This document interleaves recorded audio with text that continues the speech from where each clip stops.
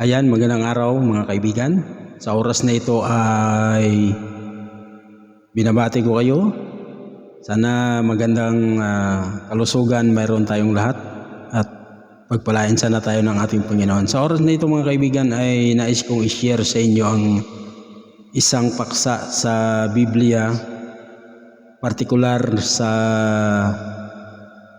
alin ang tunay na iglesia na dapat makilala at matagpuan ng tao na dapat niyang kinakaaniban or aaniban. Okay? Sa ating Biblia po, partikular sa aklat ng Roma 16:16, meron pong dapat tayong mapansin mga kaibigan. Dito sa aklat ng Roma 16:16, sinasabi ang ganito: "Mangagbatian kayo ng banal na halik, binabati kayo ng lahat ng mga iglesia ni Kristo." Itong talata na to mga kaibigan, mga kapatid, ito ang paboritong talata ng mga iglesia ni Kristo na itinatag dito ni Felix Manalo noong 1914 dito sa Pilipinas. At ayon sa kanila, sila ang tunay na samahan na nasa Diyos sapagkat ang pangalan ng kanilang iglesia ay nakasulat sa Biblia. Mga kaibigan, ito ang nais nating paksain sa oras na ito para matukoy natin kung ano ang pagkakilanlan na ibinigay ng Diyos sa kanyang Biblia o sa kanyang salita para makilala at makita natin kung ano talaga ang tunay na iglesia na dapat makita at aniban ng tao. Okay? So, ayon dito, umpisa na natin sa isang talata dito sa Juan 7:17 para matukoy natin ang tunay na iglesia na itinatag na dapat aniban ng isang tao. Ganito ang sabi ni Juan 7:17 ng Juan. Sabi, kung ang sinumang tao ay nag-iibig gumawa ng kanyang kalooban, ay makikilala niya ang turo kung ito'y sa Diyos o kung ako'y nagsasalita na mula sa aking sarili. Sa talatang ito mga kaibigan, mapansin natin na si Juan ang nagsasalita rito na kung ang sino mang tao anya na ibig gumawa ng kalooban ng Diyos ay makikilala niya ang turo kung ito ay sa Diyos. Ano pa ang sinasabi ng ating banal na kasulatan? Kung bakit sinasabi ni Juan na kung ang tao ay ibig maglingkod sa Diyos, dapat makikilala niya ang turo kung ito'y sa Diyos. Bakit ganito ang pangungusap ni San Juan sa talatang ito? Dahil ito rin ang sinasabi noon ng mga propeta, kaibigan. Atin po itong mababasa sa aklat ng Ezekiel chapter 44. Mga talata nito ay simulan natin sa 23 hanggang sa 24. Sabi, "At kanilang ituturo sa aking bayan ang pagkakaiba ng banal at ng karaniwan, at ipakilala nila sa kanila ang marumi at malinis." Sa verse 24, "At sa pagtatalo ay magsisitayo sila upang magsihatol. Ayon sa aking mga katulan ay kanilang hahatulan at kanilang iingatan ang aking mga kautusan. At ang aking mga palatuntunan sa lahat kong takdang kapistahan at kanilang ipangingilin ang aking mga sabat." Kung inyo pong napapansin mga kaibigan, sinasabi ni Propeta Ezekiel sa ating binasa na sinasabi saan ituturo ang mga dapat sundin na mga kautusan. sa bayan ng Diyos, mga kaibigan. Ngayon, kung mayroong isang samahan nagkiklaim na sila ang tunay na samahan na sa Diyos, dapat makita ang turo na ito sapagkat dinideklara ngayon ng Diyos na sa kanyang bayan ituturo yung alin? Ang pagsunod ng kanyang mga kautusan at ipangingilin niya ng bayan ng Diyos ang kanyang mga sabat. Maliwanag, mga kaibigan, na maging sa bagong tipan at sa lumang tipan, iisa ang mensahe na nais iparating ng Diyos sa mga tao kung aling iglesia ang dapat nilang kaaniban. Hindi po ang Biblia nagtuturo na hanapin mo ang pangalan, kundi ang turo. Yun po ang sinasabi ng Biblia. Dagdag pa, sa bagong tipan, sinasabi ni Apostol Pablo sa pamamagitan ni Timoteo, sa unang Timoteo 4:16, pakinggan po natin, mag-ingat ka sa iyong sarili at sa iyong turo. Ayan, turo na naman.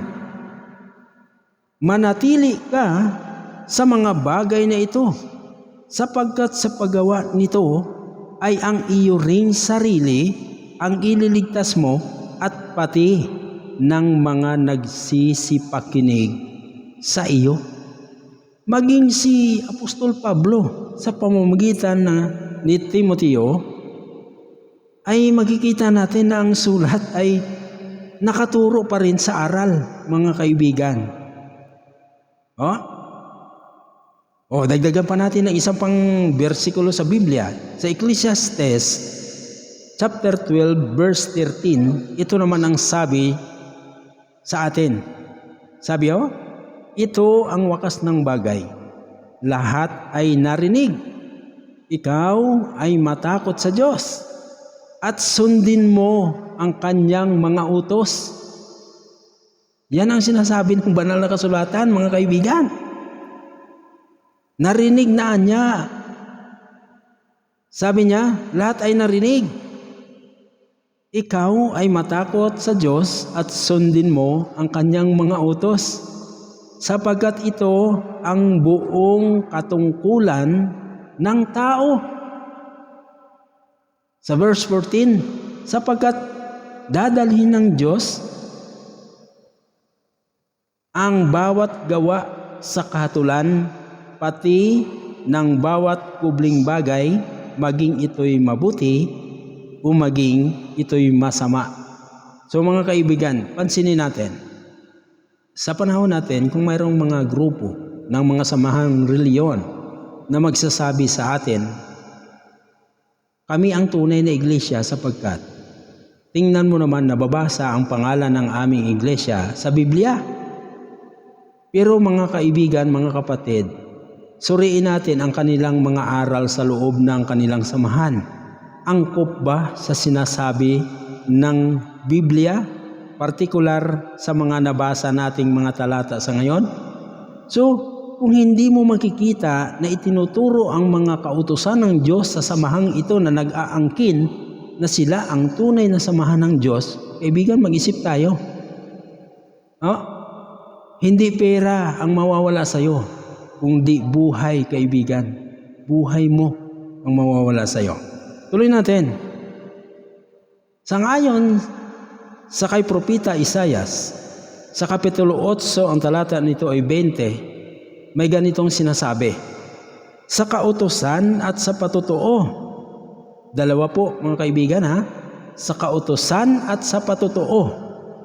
Kung hindi sila magsalita ng ayon sa salitang ito, tunay na walang umaga sa kanila.